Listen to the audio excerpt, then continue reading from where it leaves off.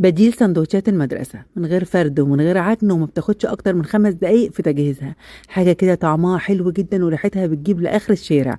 وكمان لما تكوني صاحية تعبانة وكسلانة وعايزة تعملي حاجة سهلة وبسيطة مش هتاخد منك وقت خالص. يعني حلوة جدا ومغذية كوجبة غدا، ومشبعة كمان جدا، وحلوة قوي قوي كمان وجبة عشاء أو فطار، وكمان لجوع آخر الليل. حاجة بجد طعم وهم. يلا نسمي الله ونصلي على رسول الله. ندخل نشوف الطريقة. بسم الله الرحمن الرحيم. اول حاجه جهزت طبق غويط ونزلت فيه ببضايه بدرجه حراره المطبخ، وكمان علبه من الزبادي البلدي كده، وبربهم الاتنين مع بعض كويس جدا لغايه ما كل تكتلات الزبادي دي تفك معايا. بعد ما كل تكتلات الزبادي تفك معايا كده هنزل بكوبايه من الحليب وابدا اربهم برضو كويس جدا مع بعض. وهنزل دلوقتي بقى بربع كوبايه من الزبده على الزيت مسيحاهم مع بعض، ربع كوبايه بس مش اكتر من كده، وهربهم وادوبهم كويس جدا بالشكل ده. دلوقتي بقى هنزل بربع معلقه صغيره من الملح، وربع معلقه صغيره بس من الفلفل الاسود بالشكل ده. هنقلبهم ونخلطهم كويس جدا، وهنسيب بقى الخليط دوت على جنب دلوقتي. تعالوا بقى معايا وهاتوا لفه الجلاش اللي انتوا راكنينها في التلاجة ومش عارفين تعملوا بيها ايه. هنقطعها كده زي ما هي كده، رول زي ما هي. لفه الجلاش اهي، ولفه الجلاش دي كانت نص كيلو. هتعمل لي صينيه كبيره محترمه جدا كمان. هرولها كده بالشكل دوت وهبدا اقطعها كده. يعني لو لفه الجلاش معايا متقطعه ومتهربده كده هتنفع معايا جدا في الوصفه دي، وحتى لو لفه الجلاش سليمه برضو هتنفع جدا، لاني مش هفرد ورقه ورقه ولا هدهن ورقه ورقه ولا اي حاجه. بعد ما قطعتها بالشكل دوت شرايح ببدا افكها كده وافصلها عن بعض. جبت بقى قالب البايركس او الصينيه البايركس اللي هي اكبر صينيه. ممكن تستخدمي صينيه مقاس 30 او صينيه مقاس 32 كمان. وهدهنها كده بمعلقه صغيره من الزبده. بوزع الزبده كده بايدي، طبعا الزبده دي بدرجه حراره المطبخ. بوزعها كده في الصينيه، وببدا انزل كده بنص كميه الجلاش. ولما تكون الشرايط بتاعتي طويله شويه ببدا افكها وافصلها عن بعض واقطعها بايدي بالشكل ده، بحيث ان هي تبقى قطع صغيره خالص. وانا بقطعها كده بوزعها كده وبفردها في الصينيه. سهله وبسيطه وما خدتش معايا وقت خالص، ومش هتفرقوها خالص عن الفطيره العاديه. بعد ما حطيت بقى نص كميه الجلاش ببدا انزل كده بخليط التسقيه اللي انا عملته دوت، وبسقي بيه كل كميه الجلاش. بنزل برضو بنص الخليط. يعني يا دوبك كده 3 كبشات كده صغيرين، او 3 4 كبشات كده بالشكل ده. وببدا اسقيه كويس جدا كده، بيكون اتسقى معايا وزي الفل. دلوقتي بقى تعالوا نجهز الحشوة. الحشوة بقى دي اختيارية. يعني أنا بحب الحشوة دي جدا.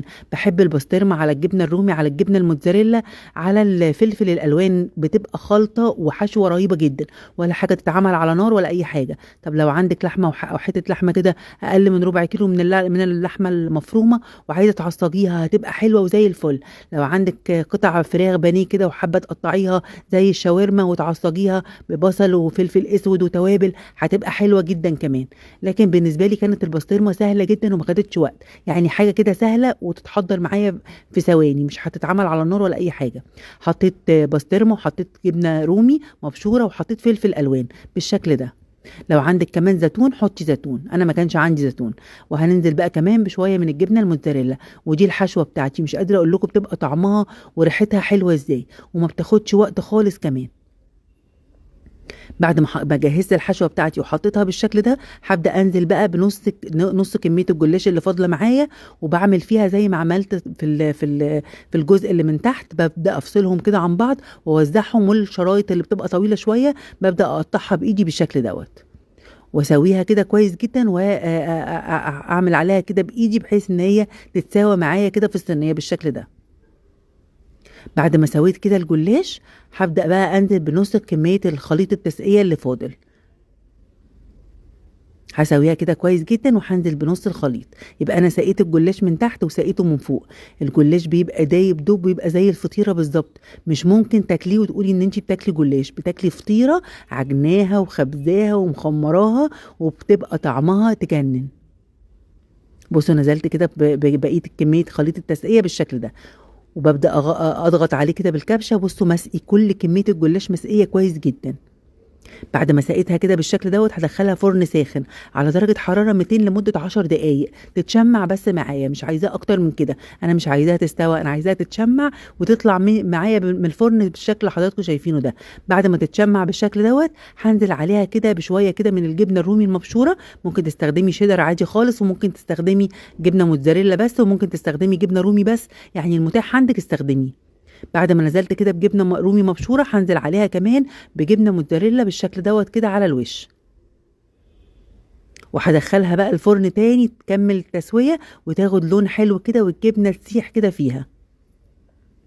دخلتها بقى الفرن لغايه ما احمرت كويس جدا، ما احتجتش ان انا اشغل الشوايه ولا اي حاجه، هي خدت لون على طول. عايزه اقول لكم ان الفطيره دي فاصله خالص عن الصينيه، وهتشوفوا حضراتكم بصوا وانا بقطعها فاصله خالص وبتتهز كده، كلها مستويه كويس جدا من تحت زي من فوق. عايزه اقول لكم كمان ان هي لما بتبرد بتبقى طعمها يجنن، يعني كل ما بتبرد بتبقى طعمها حلو كمان مش بتقل. انا قطعتها بقى بعد ما خرجتها من الفرن على طول.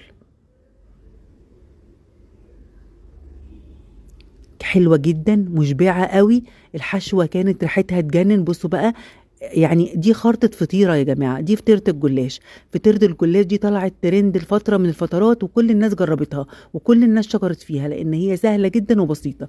بصوا بقى دلوقتي انا بقطعها، طبعا هي سخنة جدا معايا، خطيرة يا جماعة. وبصوا الجبنة بقى بتمط ازاي، والبسطرمة والحشوة كانت طعمها خرافي.